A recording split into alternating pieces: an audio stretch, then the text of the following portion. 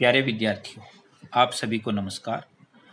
आज मैं आपको YouTube विद्या हिंदी चैनल के माध्यम से कक्षा 8 की पुस्तक वसंत का प्रथम अध्याय ध्वनि कविता पढ़ाने जा रहा हूँ।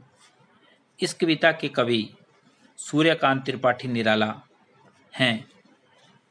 कवि का जन्म 11 फरवरी 1896 और मृत्यु 15 अक्टूबर 1961 को हुई थी। बच्चों, निराला छायावाद के प्रमुख कवि माने जाते हैं।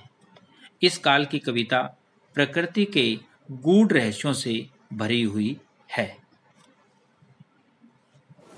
अब हम प्रथम पाठ ध्वनि कविता का सरलार्थ करने जा रहे हैं। सभी ध्यान देंगे।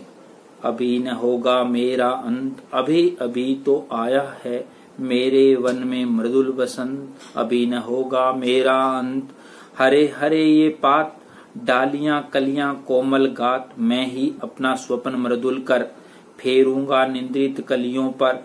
जगा एक प्रत्युष मनोहर, पुष्प पुष्प से तंद्रालस लालसा खींच लूंगा मैं। अपने नव जीवन का अमृत सहर्ष सींच दूंगा मैं। द्वार दिखा दूंगा फिर उनको, द्वार दिखा दूंगा फिर उनको, है मेरे वे जहां अनंत। अभी न होगा मेरा अंत। यहाँ कवि बताना चाहता है बच्चों कि कवि का जो दृष्टिकोण है वो बहुत ही आशावादी दृष्टिकोण है। आशावादी क्यों कहा गया है? सबसे पहले तो मैं थोड़ा सा आपको बता दूं कि जहाँ एक बात आई है कि अब मेरे वन में मृदुल बसंत, ये हमारी पाठ्य पुस्तक का नाम ही वसंत है और यहाँ वसंत की बात आती है तो जो ऋतु है वसंत ऋतु, उसके बारे में भी कवि बताना चाहते हैं कि ऋतु, वसंत ऋतु को ऋतु राज कहा गया है। श्रेष्ठ ऋतुओं में सबसे श्रेष्ठ ऋतु मानी गई है। और उसमें ये होता क्या है कि प्रकृति पूरी हरी भरी हो जाती है। चारों ओर फूल, पत्तियां, पेड़ पौधे हरे भरे पूरी तरह से, ये कह दो कि हर व्यक्ति का मन लगने लग जाता है। तो यहाँ वही बात, थोड़ा आशावादी दृष्टिकोण के पीछे कवि का मानना है कि इस प्रकार से मैं कह दूं कि कवि के जीवन में निराशा ही निराशा भरी हुई थी और उस निराशा से कवि कहना चाहता है कि अभी मेरा अंत नहीं होगा। अर्थात मैं ये भी कह सकता हूं कि कवि का जो ये मानना है कि युवा पीढ़ी के लिए कविता लिखी गई है, कि युवा लोगों के लिए, कि उनको लक्ष्य करके कविता का भाव ये बताना चाहता है कि अभी न होगा मेरा अंत, अभी अभी तो आया है।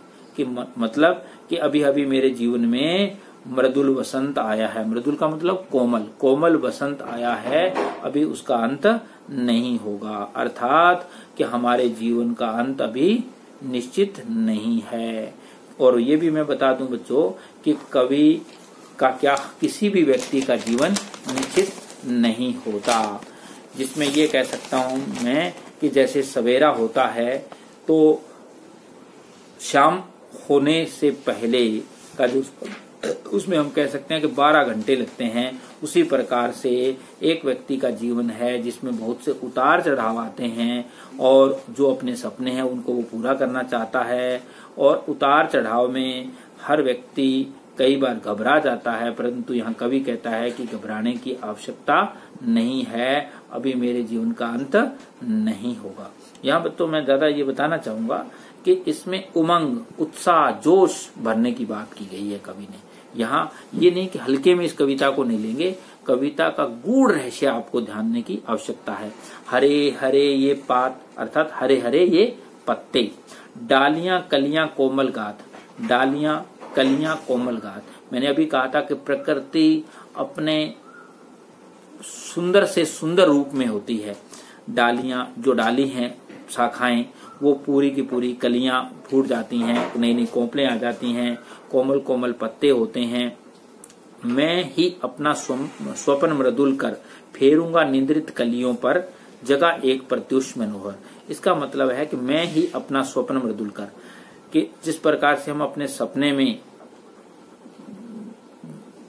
सपने को देखते हैं और उस सपने को पूरा करने के लिए हम चाहते हैं कि भाई वो सपना कैसे आया, मेरे जीवन में क्या क्या बातें थी, उनको मैं कैसे पूरा कर सकता हूँ। तो यहाँ कवि कहता है कि मैं ही अपना स्वप्न मर्दुल कर, कि स्वप्न को पूरा करने के लिए फेरूंगा निंद्रित कलियों पर, कि जो कलियां सो चुकी हैं उनके ऊपर हाथ फेर कर उनको जगा दूंगा। अर्थात जिस प्रकार से सूर्य जब आता है तो सवेरा, जब प्रत्युष का मतलब ये सवेरा है कि सवेरा जब आता है तो पूरी की पूरी जो कलियां हैं वो जाग जाती है। मतलब कि कवि चाहता है कि मैं अपने हाथों से पूरे संसार को, जो आलस्य भर गया है, प्रमाद भर गया है, जिनके अंदर निराशा भर गई है, उनको अपने भावों से जगा दूं।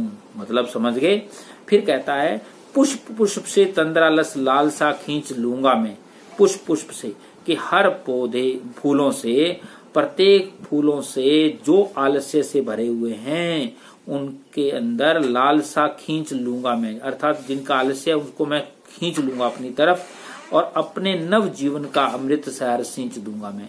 और अपने जीवन में जो खुशी है, उत्साह है, जोश है, यहाँ कितने भी नए नए शब्दों का प्रयोग कर सकते हैं, प्रसन्नता है, प्रेम है, जो जितनी बातें हम कह सकते हैं उत्साह भरने वाली, जोश भरने वाली, उन सबको कहता है कवि कि मैं अपने जीवन के जो अच्छे पल हैं, अच्छी बातें हैं, अच्छा उत्साह है, वो अमृत के रूप में उन पौधों के अंदर सींच दूंगा। अमृत का मतलब ही यहाँ है कि जो कभी खत्म नहीं होता, जो कभी मृत नहीं होता, जो अमर रहता है, ऐसा रस पिला दूंगा।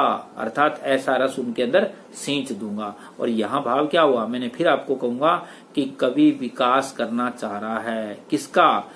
युवा पीढ़ी का। युवा पीढ़ी के अंदर जोश भरना चाहता है, युवा पीढ़ी को सपने दिखाना चाहता है। फिर कहता है द्वार दिखा दूंगा फिर उनको, द्वार दिखा दूंगा फिर उनको, है मेरे वे जहां अनंत अभी न होगा मेरा अंत। कहता है कि फिर एक चेतना रूपी जो अमृत मैंने अभी भरा था युवा पीढ़ी के अंदर, उस युवा पीढ़ी को मैं जिम्मेदार बना दूंगा, और जिम्मेदार बनाकर, युवा पीढ़ी को जिम्मेदार बनाकर द्वार दिखा दूंगा फिर उनको। अर्थात यहाँ मतलब क्या होगा, जिम्मेदार बना दिया गया है कि युवा पीढ़ी को मैं जिम्मेदार बना दूंगा। मेरे है वे जहां अनंत, अर्थात जहां रास्ता दिखा दूंगा, अर्थात जोश उत्साह भर दूंगा और ऊर्जा का संचरण कर दूंगा। किनमें? जो लोगों में, जो इस कविता को पढ़ रहे हैं, जो लोग सुन रहे हैं, उनके अंदर उत्साह भर दूंगा।